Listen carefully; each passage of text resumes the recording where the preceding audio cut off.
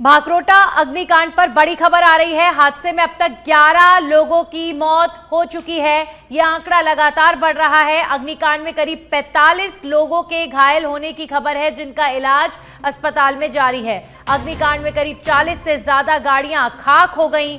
यह भीषण हादसा आज जयपुर में हुआ। पीएम मोदी ने भी हादसे को लेकर दुख व्यक्त किया है। हादसे में मृतकों के परिजनों को 2 लाख के मुआवजे का ऐलान भी किया गया है। तो हादसे में घायलों को वहीं 50,000 की सहायता राशि का ऐलान किया गया है। हमारे सहयोगी भाकरोटा से जुड़े हुए हैं, लगातार आपको सच में धड़क भाकरोटा की जो स्थिति है उसे लेकर पल पल का अपडेट दे रहा है। और आकाश हमारे साथ भाकरोटा से लगातार जुड़े हुए हैं। अभी फिलहाल आकाश, अगर बात करें, सुबह तड़के यह हादसा हुआ, लगातार रेस्क्यू चला, किस तरह की स्थिति अभी फिलहाल इस क्षेत्र की है, अजमेर हाईवे की है, क्या ताजा अपडेट?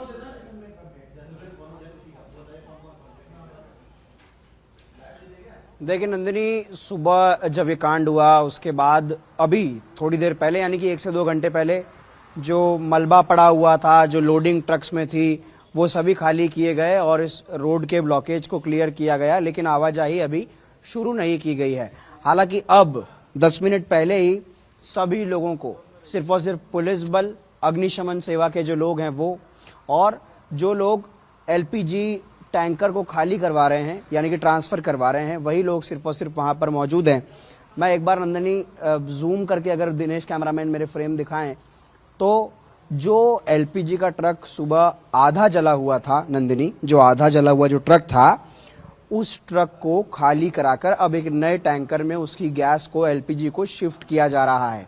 दरअसल एक एलपीजी का ट्रक और था जो अजमेर की ओर से जयपुर की ओर जा रहा था, जो इस अग्निकांड में चपेट में आया। सामने की ओर से उसका ट्राला पूरी तरीके से जल चुका है, कैबिन पूरी तरीके से जल के खाक हो चुका है।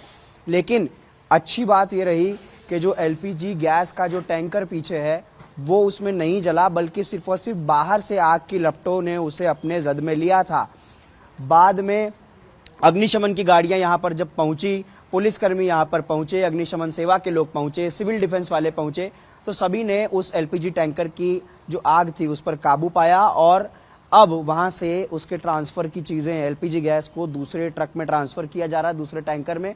आप अगर वहां दूर देखें, उसे ट्रांसफर किया जा रहा है। इस वजह से ये पूरा जो एरिया है ये खाली करा दिया गया है। मीडिया कर्मियों को भी यहाँ पर रहने की इजाजत नहीं है।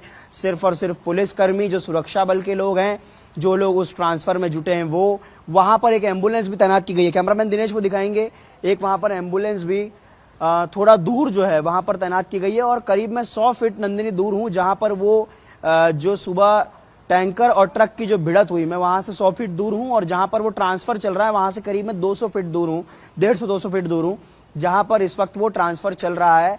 बड़ा ही सेंसिटिव ये मामला है। पुलिसकर्मियों ने हमें बताया कि ये बहुत सेंसिटिव मामला है। इसमें करीब 2 से 2.5 घंटे लगेंगे ये एलपीजी को ट्रांसफर करने में, क्योंकि उसे इस तरीके से वहां पर अभी छोड़ नहीं सकते और उस एलपीजी के ट्रक को क्रेन से खींच करके बाजू कर भी नहीं सकते हैं, क्योंकि और नया हादसा दस्तक देने लग जाएगा ऐसे में।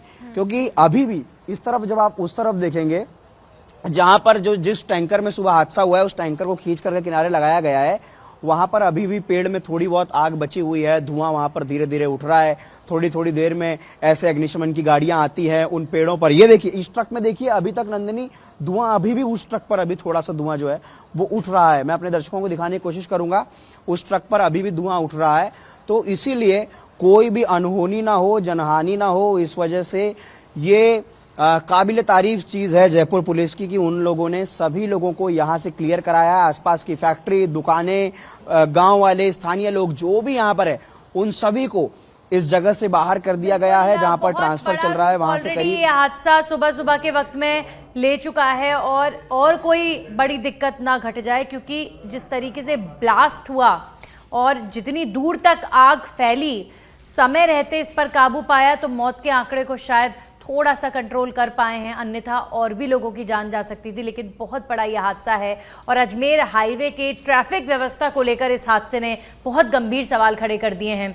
शुक्रिया आपका तमाम जानकारियों के लिए आकाश। तो अभी फिलहाल चूंकि एक ट्रक और था जो एलपीजी गैस भरकर आ रहा था, वो ट्रक आधा जला और पीछे एलपीजी की जो गैस है उस ट्रक का कि उसे अभी फिलहाल ट्रांसफ़र किया जा रहा है ताकि वो ट्रक खाली रहे और वो गैस वहां से वापस भिजवाई जा सके, अन्यथा कोई और बड़ा हादसा ना हो जाए।